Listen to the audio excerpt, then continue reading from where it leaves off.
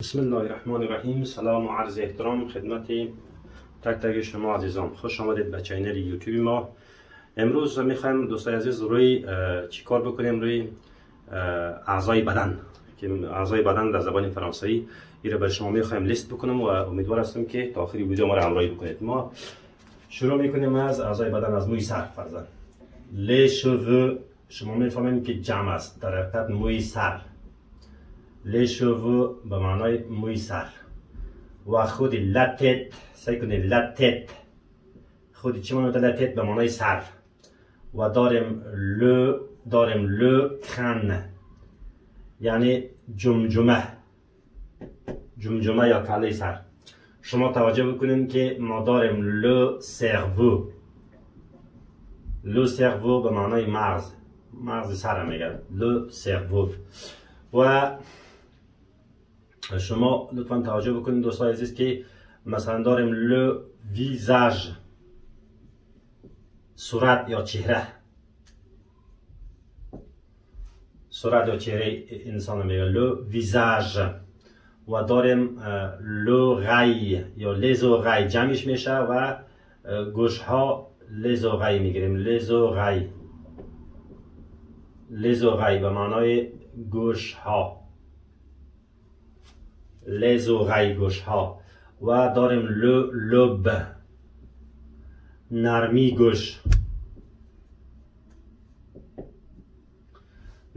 گوش خود چی میگه le lobe.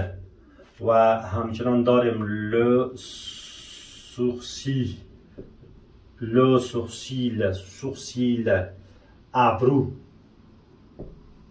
و داریم le cil مژگان یا میژه. و همچنان داریم la paupière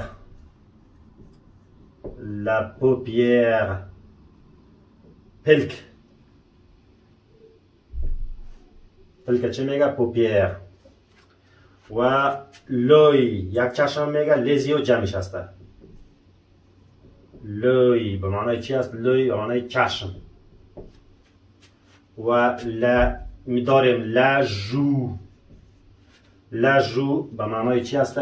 ما شما کومه میگیم کومه. خودی چرا میگه صورت و چهره قسمت کومه را میگیم ما شما. la joue کومه یا من میگیم که برایش رخسار.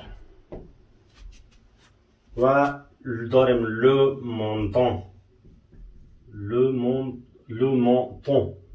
به معنای زنخ. و همچنان داریم دوستان شما توجه بکنین le front به معنای پیشانی. میریم قسمت دیگه شروع میکنیم.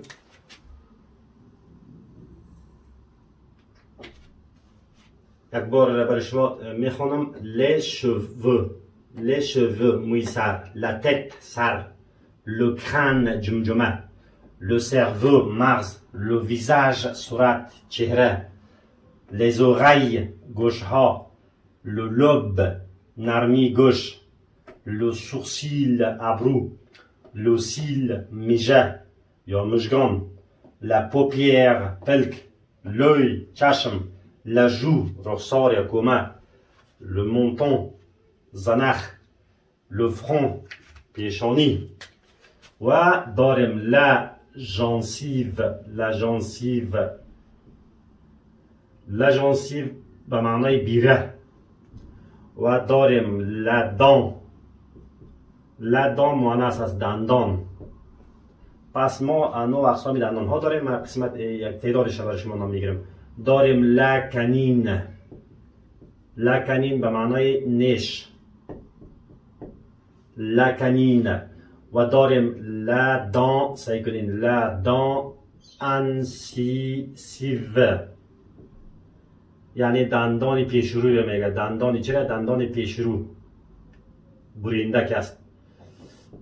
دندان پیشرو یا پیشرو به نام چی میگه؟ la dent incisive. و داریم چی؟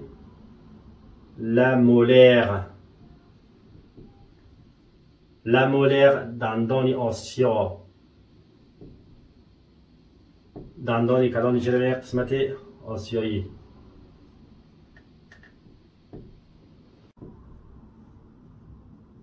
بزرگ میگه. و داریم لدان، سعی کنین لدان، لدان دو ساژس، عقل دندان، دندان عقل دندان میگه لدان، لدان دو ساژس.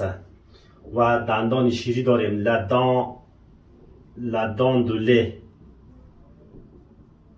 دندان شیره میگه دندان شیری، دندان شیری یا دندان شیر.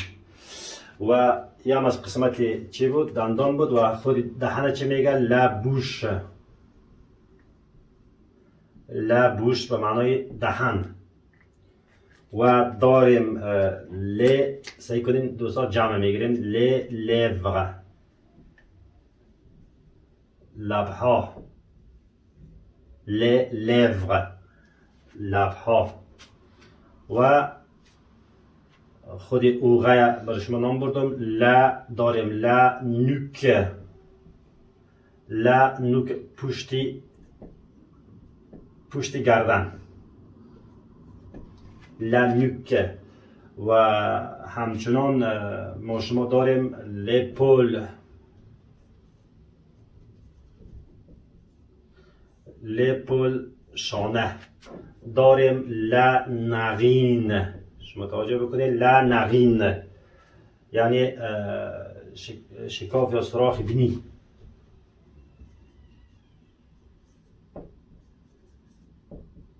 سوراخ بینی.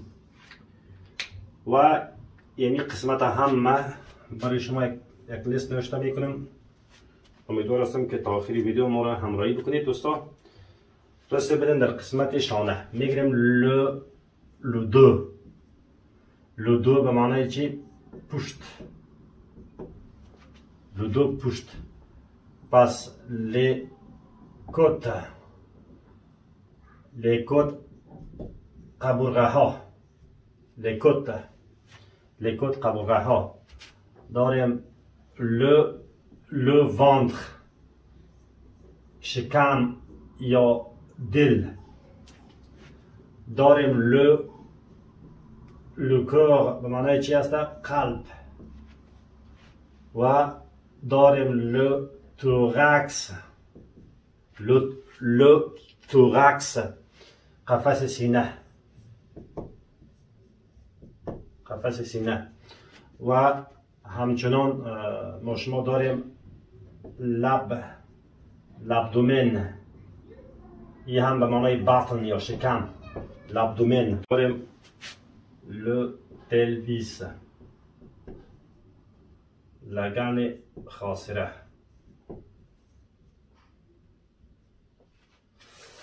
و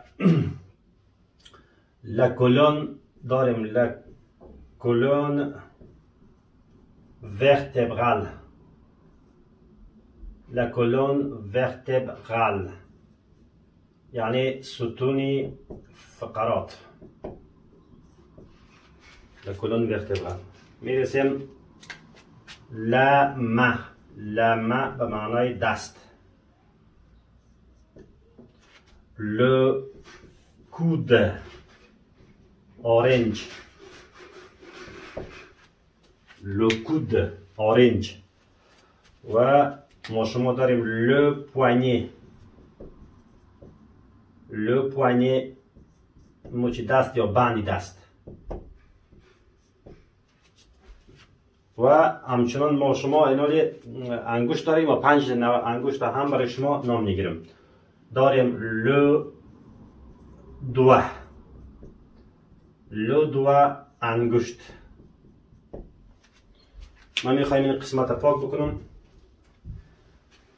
یک بار برای شما تکرار کردم میخوانم میره. les cheveux موی سر، la tête سر، le crâne جمجمه، le cerveau مغز، le visage صورت، les oreilles گوش ها، le lobe نرمی گوش، le sourcil ابرو، le cil میجه، la paupière پلک، l'œil چشم که جمعش میشه les yeux، la joue کومه یعنی رخسار le menton زنخ le front پیشانی la gencive بیره la dent دندان la canine نیش la dent incisive دندان پیشرو برینده در حقیقت انسیسیو برینده رو میگه la molaire دندان آسیایی بزرگ و داریم la dent de sagesse عقل دندان la dent de lait دندان شیری شیر la bouche دهن les lèvres لبها la nuque پشت گردن l'épaule شانه la narine سراخ بینی le dos پشت les côtes قبورغه ها le ventre شکم یا دل le cœur قلب le thorax قفس سینه l'abdomen به معنای بطن یا شکم le pelvis لگن خاصره la colonne vertébrale ستون فقرات la main دست le coude orange le poignet بند دست le doigt انگشته.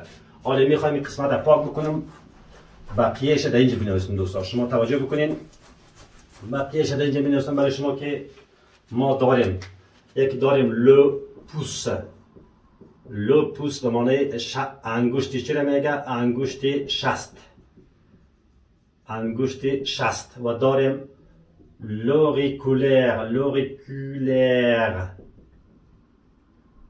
انگشت خرد انگشت کلک یا خرد اینمی را به نام چی میگه دوستا اینمی را به نام l'auriculaire میگه و دومی را از ایره به نام چی میگه l'annulaire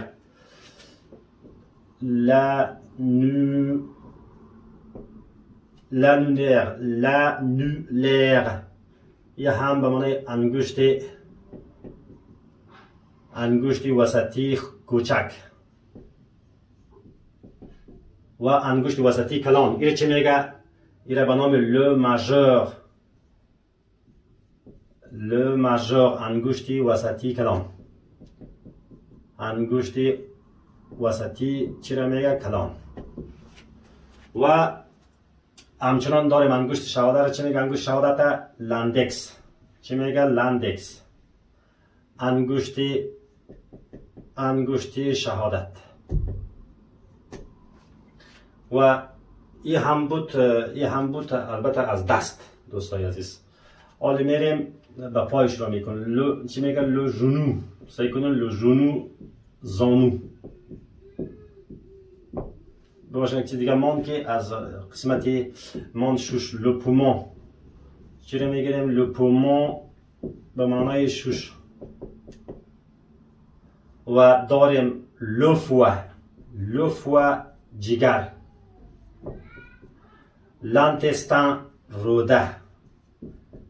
l'intestin روده و معده را چی میگه l'estomac معده میگه لوین به معنی چی هست لوین به معنی رگ یکی شارک چی میگه دیگه میگه برای اون قسمتی پیچیم لوین به معنی رگ و ما اصطلاح عامیانه طحال در حساب ادبی طحال میگه که او را به نام غط میگه یک چیزی تلخ است بسیار زیاد او را به نام غط میگه که او را حالا نوشته نمیکنیم برایتان دیگه. ما این قسمت هم میخواییم برای شما پاک بکنم و بقیه که مونده در این قسمت نوشته بکنم.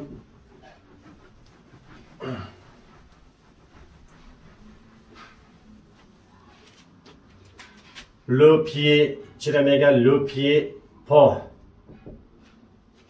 و داریم la jambe ساق پا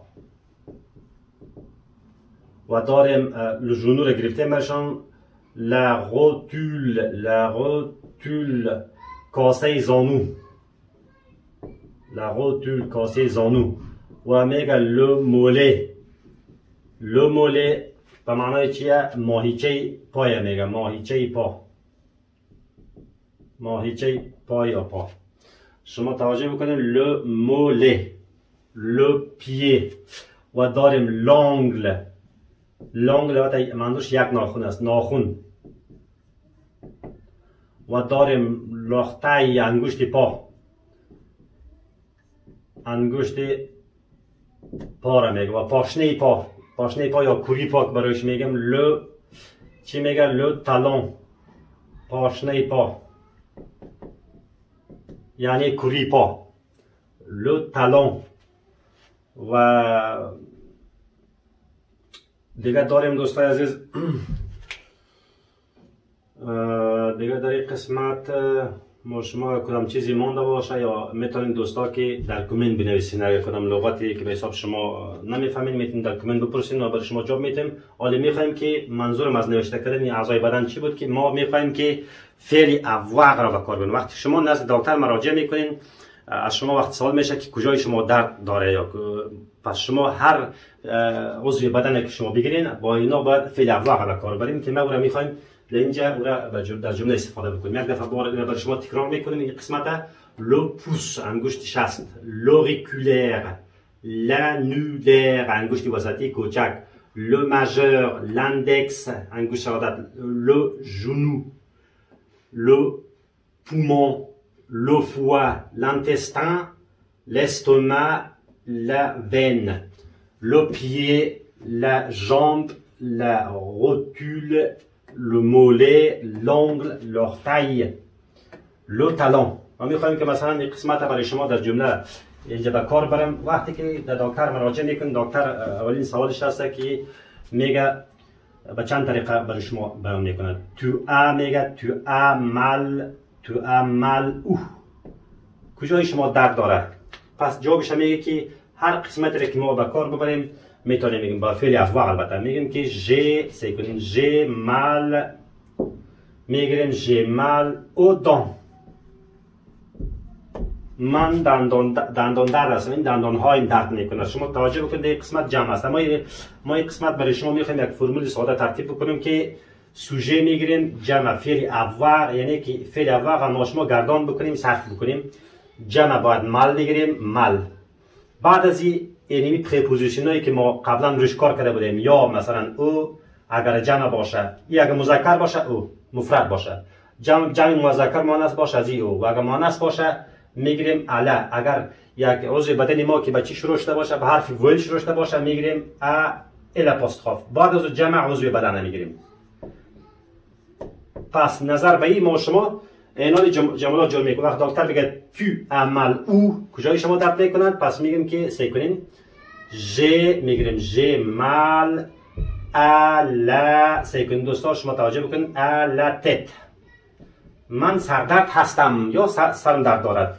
این قسمت ما به خاطر الا استفاده کردم که سر مؤنث بود یعنی به این خاطر مؤنث بودنش من پیش از پریپوزیشن های چیز استفاده کردم. پس معنی سردرد هستم شما میتونید پای درد هستم هر قسمتش که شما زانو درد هستم شکم درد هستم. پس اگر بگم که این مذکر است وندخ پس من برایش چی استفاده میکنم او به کار میبرم. مثلا دکتر میگه که دیگه طریقه سوال میکنه او سعی کنین میگه او est-ce que vous avez mal ou est-ce que vous avez mal کجای شما درد دارد. این دیگه طریقش. پس شما چی میگیرین مثلا میگیریم که ژ مال میگیریم سعی کنین ژ مال میگیم در شکم درد هستم چی میگیریم ژ مال او وندر مفرد است مذکر است باید در کار میبرم. من شکم درد هستم یعنی پیش هر از عضو بدن شما که این فرمول به کار برید به معنای ازی است که همون عضو بدن شما درد گرفته یا درد داره. ژ مال او دان ژ مال او وندر. یا مثلا اگر من این قسمت برای شما پاک بکنم یک دو مثال بیشتر هم برای شما روشنی لازم نوشته بکنم. مثلا دکتر با سوال میکنه که depuis quand از چه زمانی سعی کنین depuis quand est-ce que tu as mal مثلا میگیریم est-ce que tu as mal au pied از چه زمانی بدین سو پایدرد هستی. پس چی میگه جوابش چی میگیریم جوابش هم میگیم که سعی کنیم j'ai mal au pied. ما او را به کار بودم به خاطر که پیه مذکر بود مفرد بود به خاطر منظورم است یک پای درد میکنه. اگر جمع پای باشه ایکس میگیریم اینجا اسم میدیم j'ai mal au pied depuis میگیریم سعی کنیم depuis به معنای since در انگلیسی میگه یعنی از زمانی بدین سو. چی میگه depuis 5 mois، یعنی چی میگه از 5 ماه بدین سو من پای درد هستم یا پایم درد میکند. شما توجه بکنید که من وقتی که برای شما گفتم این فرمول در هر جای عضو بدن خود شما بتونید به کار برید. مثلا میگیم که من قفس سینه‌ام درد میکنه، اوتوراکس ژمال اوتوراکس میگیم. یا مثلا شما توجه بکنید که من کمردرد هستم یا پشت درد هستم، چی میگیریم؟ پس میگیریم سعی کنین ژمال اودو، من کمردرد هستم یا پشت درد هستم. شما این قسمت رو شما توجه بکنید. اگر ما میگم در اصطلاح اینجا ما چی بکنیم؟ مقایسه بکنیم، این سوژه ماست، این فعل اول صرف شده ماست و این هم مال است و این هم که ما استفاده کردیم یک شی استفاده میکنیم در حقیقت اوست و این هم وانت غذای بدن ما که در اینجا به کار بردیم.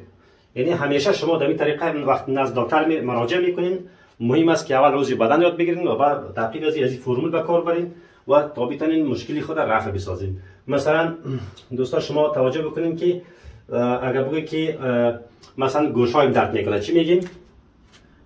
دکتر سوال اگر بکنه که وزوی سعی کنین وزوی دیگه طریقه وزوی مال سعی کنین وزوی مال اوزوغای، یعنی گوش درد هستید، وزوی مال اوزوغای گوش درد هستید.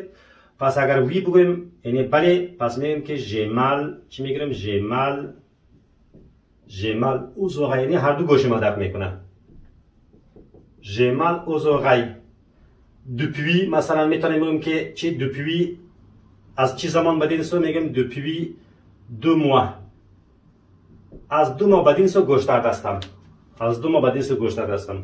او اسکو وزوی مال کجای شما درد میکنه؟ ژمال الابدومن، من شکم بطن درد هستم، شکم درد هستم. او اسکو وزوی مال کجای شما درد دارد؟ ژمال مثلا میگیم که او وانتر یا ژمال او دان، دندان درد هستم. هر قسمت عضو بدن شما که به کار بریم میتونیم بکنیم. معده درد هستم چی میگیم؟ ژمال الاستوما. ما این قسمت به حرف ویل شروع شده، بنان میره چی میگیرم؟ چه قسم استفاده به کار میبرم؟ اینا میگم که اگر دکتر بگه که وزوی مال او کجای شما درد میکنه، پس من میگم که چی میگم؟ سعی کنین ژمال الاستوما اپوستروف میتین اینجا به خاطر که به ویل شروع شده عضو بدن ما الاستوما. من معده درد هستم، یعنی در هر عضو بدن خود شما میتونید از این فرمول کار بگیرین. امیدوار هستم تا این قسمت درس فهمیده باشین دوستا. اگر کسایی که سوال دارن یا لغت‌های عضو بدن باقی مانده میتونن در کامنت بنویسین، ان شاء الله برای شما جواب میگیم. و من الله توفیق و السلام علیکم و رحمت الله و برکاته.